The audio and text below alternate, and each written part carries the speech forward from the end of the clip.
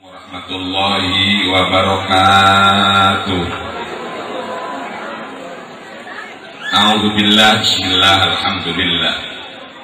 Wassalatu wassalamu ala sayyidina Muhammadin Rasulillah wa ala alihi wa sahbihi wa mawalah wa la hawla wa la quwwata illa billah. Allahumma ij'al jam'ana hadza jam'an marhuma wa tafarruqana min ba'dihi tafarruqan ma'suma.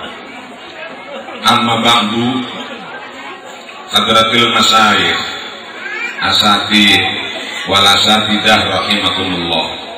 Wabil khusus hadratil murabbi pengersa Sepuh Kiai Haji Busairi wa hadratil fadil pengersa Bapak Kiai Haji Abu Bakar Sofwan dari Cirebon.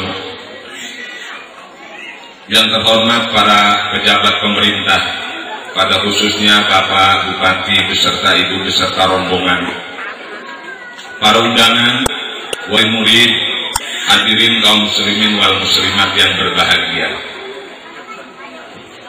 Tanggal 20 bulan Sya'ban bertepatan tanggal 24 bulan Februari tahun 1992 diresmikan pesantren kanak-kanak. Yang meresmikan ini fotonya hingga kini masih hidup, sebelah kanan Kiai Haji Abdul Muqsid Muhammad dari Sidayu Gresik. Berdirinya pesantren kanak-kanak ini atas saran, himbauan, perintah dari Kiai Haji Muhammad bin Sofwan. Inilah sebelah kanan. Yang waktu saya peletakan batu pertama pada tahun 1991 beliau meninggal dunia. Makanya pesantren ini, pesantren kanak-kanak, diberi nama Tarbiyatul Wildan. Saat di sana di Sedayu, pesantren kanak-kanaknya namanya Tarbiyatul Wildan. Setelah diresmikan pesantren ini, pesantren kanak-kanak ini bisa berkembang, bisa alhamdulillah model sekarang, atas bimbingan, asuhan, dan segala-galanya Hadratul Murabbi Kiai Haji Busairi ini. Dan beliau ini adalah pengasuh daripada pondok pesantren ini. Informasi yang masuk bapak-bapak supaya tahu, Niatul Amal tidak akan lahir. Yang fotonya saya pasang di sebelah sana. Pendiri pesantren Niatul Amal adalah almarhum Al-Maghfurlah Kiai Haji Ahmad Khatibi, seorang ulama yang datang dari Purwakarta, yang join dengan almarhum Al-Maghfurlah Bahaji Ismail, itu kakeknya Kiai Haji Busairi, bekerja sama dengan Bahaji Uca. Bahaji Musa itu orang tuanya Kiai Haji Busairi. Kenapa? Saat waktu peletakan batu pertama Nihayatul Amal, catatan akhir bulan 12 1963, beliau Kiai Haji Busairi masih bolak-balik belajar di pesantren Lirboyo. Makanya pendiri Nihayatul Amal adalah Kiai Haji Ahmad Khatibi, Mbah Haji Ismail kakeknya beliau, Mbah Haji Musa baru di sananya. Itu sekilas. Moto berdirinya pesantren Nihayatul Amal, liyak budul. Untuk apa berdirinya pesantren Nihayatul Amal? Untuk liyak budul, menciptakan santri yang bisa ibadah dengan modal sesuai aturan agama. Alhamdulillah diresmikan tahun 1965. Waktu itu katanya, saat saya belum sampai ke Romerta, oleh Bapak Bupati Husni Hamid Jadi peletakan 93, peresmian peletakan 63, peresmian 65. Setelah berkembang, lahir pesantren putri yang sekarang disebut Al-Banat di Pengkolan. 84. 92 baru lahir Tarbiyatul Wildan, pesantren kanak-kanak ini, di mana motonya kalau pesantren Nihayatul Amal liya'budun, mencipta manusia untuk punya ilmu buat beribadah, maka untuk pesantren TK ini saya cadangkan moto yang sengaja saya angkat untuk tahun sekarang ini. Di sebelah sana ada moto Tarbiyatul Wildan, innamal a'malu binniyat. Niat berdirinya pesantren Tarbiyatul Wildan sesuai harapan Al-Maghfurlah yang siang ini kita hauli, dan Bapak sepuh kita Al-Murabbi Kiai Haji Qusairi, berdirinya Tarbiyatul Wildan dengan niat mencetak, ingin membekali anak-anak umat Islam bisa membaca Al-Quran 30 juz. Itu niat. Alhamdulillah kini sudah 16 sudah hafal Al-Quran. Hanya mohon maaf, dari 3 ini, kalau yang ini baru dari Ciramaya, itu gayanya batuk dulu.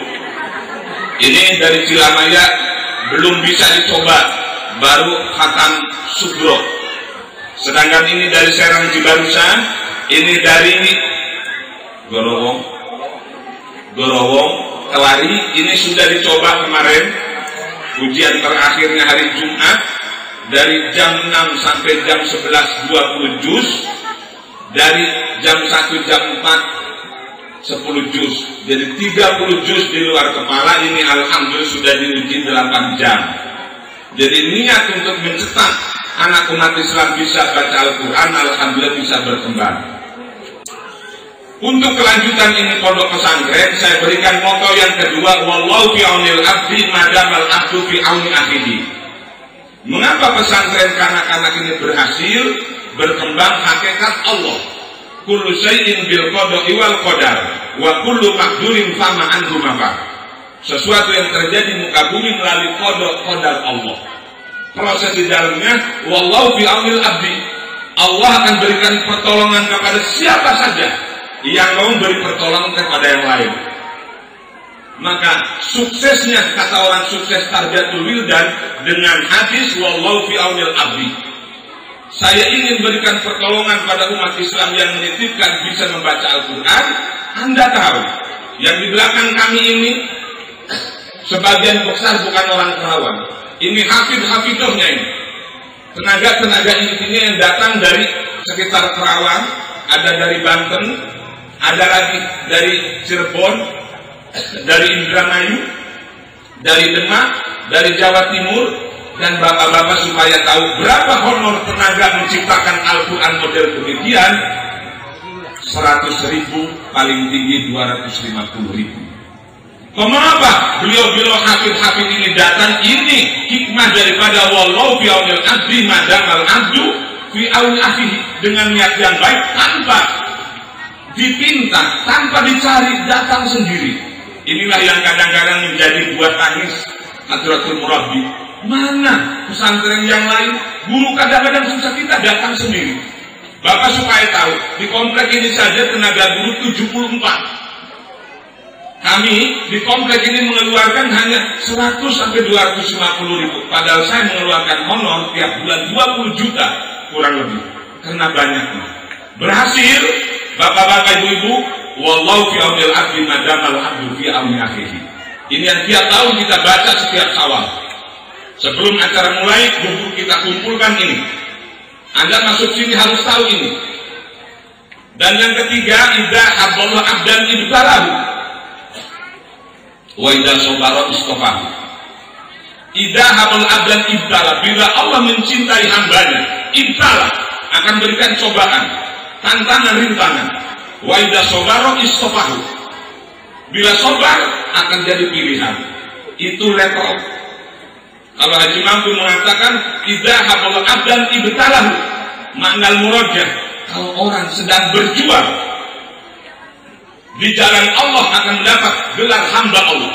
Harus ingat, setiap orang mendapat gelar hamba Allah, diakui atau tidak diakui, mengaku atau tidak mengaku, karena dia sedang berjuang. Yang harus diingat, ibtalah, Allah akan berikan tantangan, cobaan, gangguan, rintangan.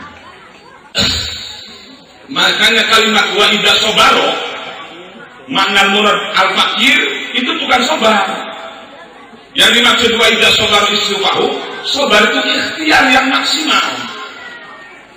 Dengan berhadapan tantangan, rintangan, gangguan, dan berbagai tek-tek bengek kita hadapi dengan ikhtiar yang maksimal, dengan usaha yang maksimal, baru istiqomah. Apa itu istiqomah? Berhasil. Itu makna murad menurut Al-Fakir. Benar atau tidak, wallahu a'lam bishawab. Inilah yang kami pegang. Karena berbagai tantangan, berbagai gangguan luar biasa, itu sudah pasti karena kita sedang berjuang. Dan selanjutnya bapak-bapak ibu dalam acara sambutan ini, sebelah kanan ini moto, itu likulli binikmatin mahsudun. Setiap orang punya nikmat akan ada yang hasud. Makanya kalau Anda nggak mau dihasudin orang, jangan punya nikmat. Setiap orang punya nikmat, punya jabatan, kedudukan, pangkat, termasuk tidak menutup kemungkinan di siang hari ini Haji Mamdu berendeng di atas gua. Itu pasti mahsudun itu. Pasti ada yang hasud. Likulli binikmatin maksud. Orang punya jabatan, pangkat, kedudukan, pasti ada yang hasud. Kalau nggak mau dihasudin orang, jangan punya nikmat. Dan bapak-bapak ibu-ibu, pengalaman saya kehabisan nikmat. Ini juga saya angkat untuk memberikan komentar dari Mutiara.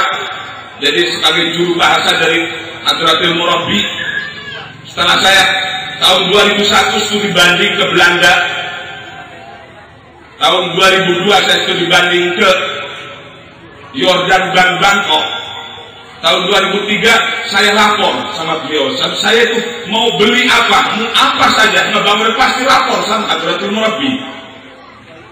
2003 saya mau bikin ini rumah yang keempat. Alhamdulillah ini rumah saya yang keempat ini.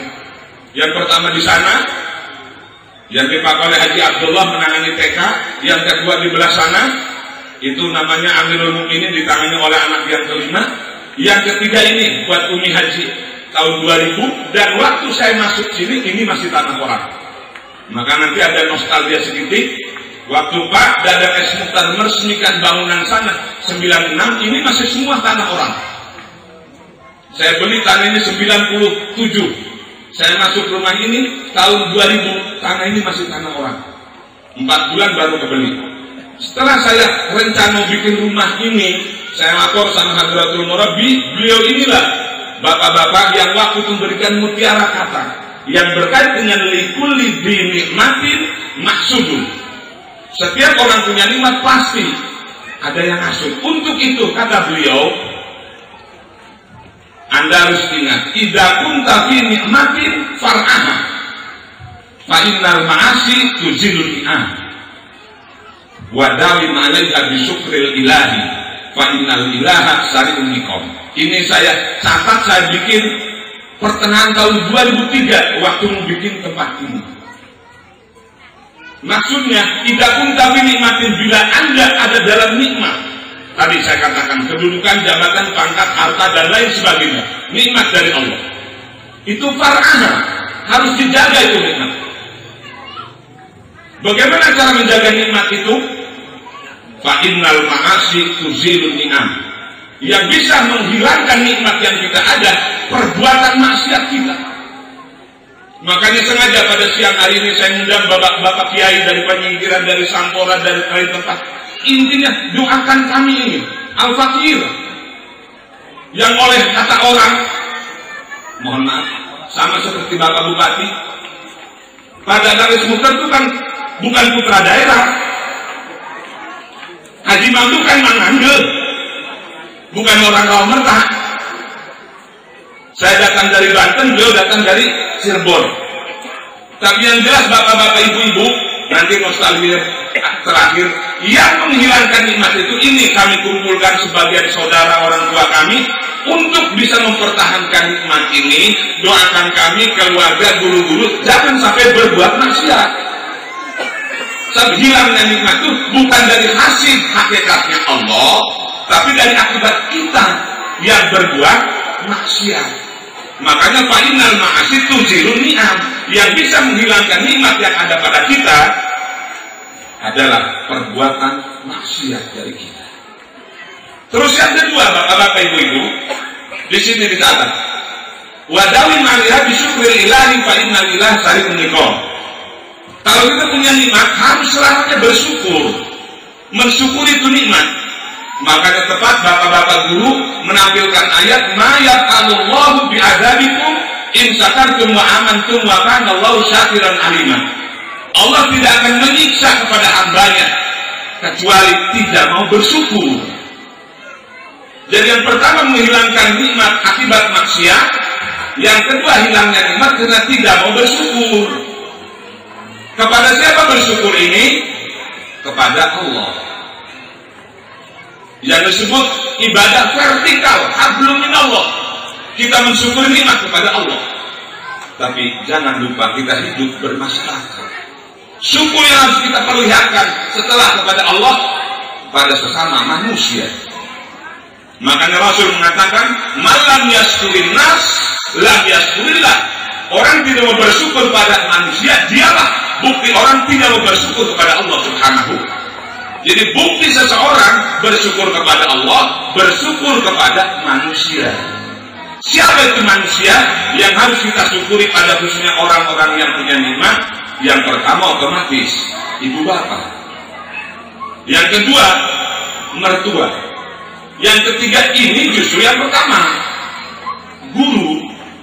Makanya kalau Imam Ghazali mengatakan abuka salah satu, bapakmu itu kamu. Orang tua kamu itu tiga, ibu bapak, guru, mertua. Lah mertua ini yang paling guru ini yang paling afdol. Jadi bukti syukur ada perhatian kepada orang tua, kepada saudara, kepada kawan, pada sesama. Lah inilah bapak-bapak. Jadi kalau pertama saya minta bantuan dua untuk tidak berbuat maksiat, yang kedua mudah-mudahan kami bisa bersyukur dengan doa bapak-bapak kiai para tokoh. Hilangnya nikmat yang pertama akibat tidak mau, yang pertama akibat berbuat maksiat, yang kedua tidak mau bersyukur. Untuk itu bapak-bapak, ibu-ibu, anfik mafil jaib yaktika mafil gaib. Untuk meredam setiap orang punya nikmat itu ada peredamnya. Pertama anfik mafil jaib. Kalau kita punya milik, kasihkan sama orang. Sedekah, bantuan. Saya nggak minta bantuan pada Bapak Bupati pada siang hari ini. Beliau sekarang sedang terfokus untuk tahun 2006 jalan-jalan. Makanya saya tidak akan meminta. Kalau ngasih itu yang diharapkan.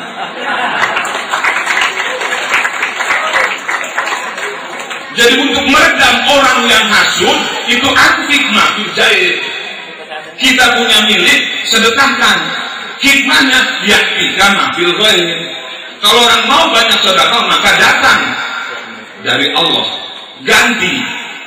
Dan inti daripada moto anfik mafil jaib inilah untuk meredam likulid dinikmatin mahsudun as-sodaqotu tanfa'ul barak. Jadi dengan sedekah itulah dalam salah satu sisi jadi tanfa'ul barak, untuk menolak orang-orang yang hasud, orang-orang tidak senang. Dalam sisi lain juga bisa narik milik untuk kita. Makanya keharusan bin nikmat ini nostalgia sedikit. Sejak berdirinya pesantren Tarbiyatul Wildan ini 24 Februari 92 hingga kini belum pernah berhenti. Terus maraton. Karena sudah saya arut lebih dari 1,5 hektar. Kenapa? Karena kebutuhan umat. Yang barusan dikatakan oleh Ustaz Haji Ubaidillah, di mana pengembangan inilah yang akhirnya 63 peletakan batu pertama Al-Banin itu pesantren Salafiyin. Saya datang dari Banten ke pesantren tahun 70.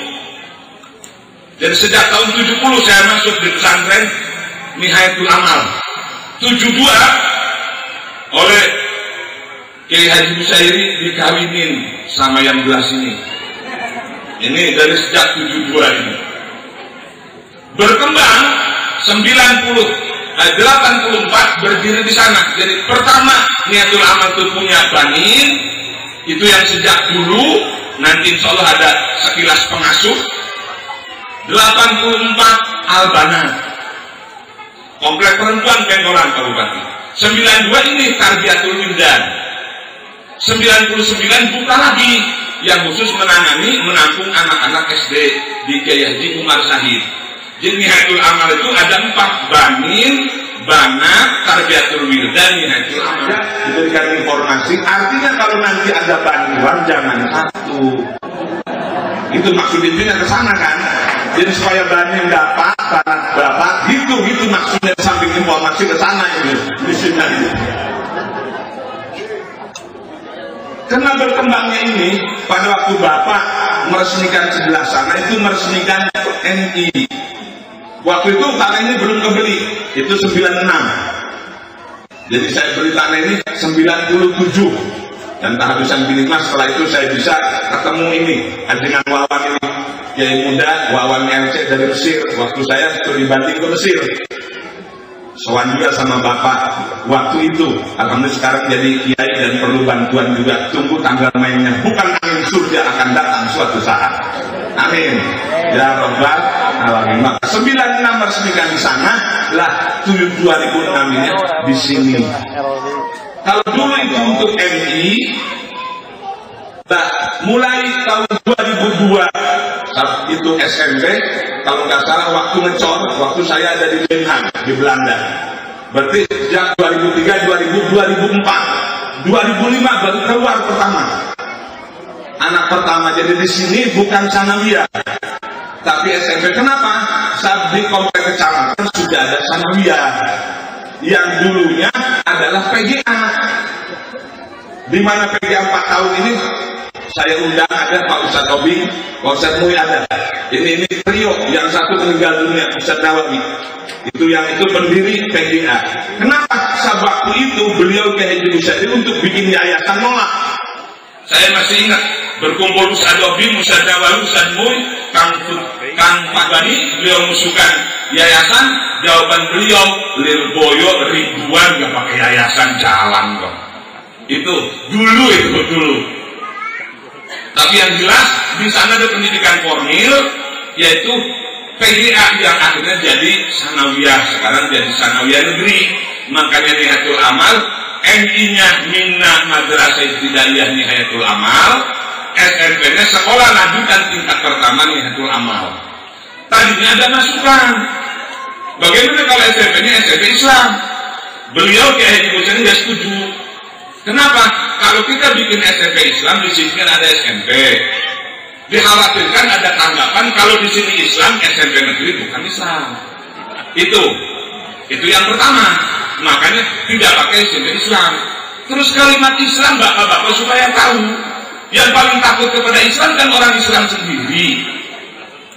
Mengapa rumah sakit Islam baru bisa berdiri oleh beliau ini? Karena tokoh-tokoh dulu sebelum beliau ini ketakutan dengan rumah sakit Islam. Dan alhamdulillah setelah beliau berdiri rumah sakit Islam, pasiennya tetap kurang sama ada Islam itu. Kenapa? Sahabat Rasul mengatakan al-Islam mahjubun bil muslimin. Islam ini terhalang oleh orang-orang muslim. Dia yang takut kepada Islam itu muslim sendiri. Makanya kalau madrasah Islam, SMP Islam kadang-kadang kurang berkembang. Kenapa umat Islam tidak mau masukkan ke sana? Untuk itu orang Kristen kalau bikin rumah sakit juga tidak menonjolkan rumah sakit Islam. Kalau rumah sakit Kristen cukup Paulus, Manyu Arfa, itu aja. Karena dikhawatirkan kalau apa? Kalau orang Kristennya ketakutan seperti ketakutannya umat Islam. Makanya alhamdulillah saya sering kampanye masalah rumah sakit Islam. Termasuk kalau datang ke sana saya tanya berapa pasien. Saya pernah ngobrol dengan beliau ini, waduh Pak Kiai, kalau berbicara pasien nggak ada keuntungan dari obat, nggak bisa ngasih honor. Artinya kalau kita simpulkan dari obat itu besar untungnya, maka sekali-sekali kirim ke sini, gitu kan maksudnya itu gitu. Jadi hadirin kaum muslimin wal muslimat, jadi untuk sekilas bahwa Nihayatul Amal ini sekarang ada Banin yang sekarang dipimpin oleh Ajengan Tatang Syiabuddin dengan Ajengan Bubun. Mana Ajengan Bubun? Ajengan Bubun itu anak yang kedua dari Kiai Haji Busairi, dan beliau ini Ajengan Tatang sedang memimpin jamaah haji. Alhamdulillah kemarin tidak termasuk yang terlibat, walaupun masih ada 160 yang belum ketahuan yang meninggal di Mina pada hari Kamis ini. Alhamdulillah informasi sekarang mudah-mudahan Ajengan Tatang beserta rombongan selamatkan Allah. 364 yang terinjak peristiwa Kamis kemarin. Informasi sampai hari ini tidak terjadi di Rawamata. Jadi baninnya beliau-beliau, banatnya ini yang mimpin tahlil. Sampai hitungan saya, beliau orang tua nggak bisa tampil, anaknya harus tampil. Ini yang mimpin Al-Banat dengan Ajengan Oman, mantunya. Sedang yang mimpin Tarbiyatul Wildan, saya yang katanya sekaligus jadi pimpinan yayasan, yang alhamdulillah belum pernah dapat duit, Pak Budi. Baru juga pernah dapat kiriman semen, tapi saya bagi-bagi. Terima kasih jazakumullah. Dan 99 itulah tampil di sana. Ada pesantren yang khusus menangani anak-anak SD. Jadi Nihayatul Amal nggak punya SD. Anak yang pindah sekolahnya di SD, ditampung di Kiai Umar. Jadi pendidikan formalnya di Tarbiyatul Wildan ini.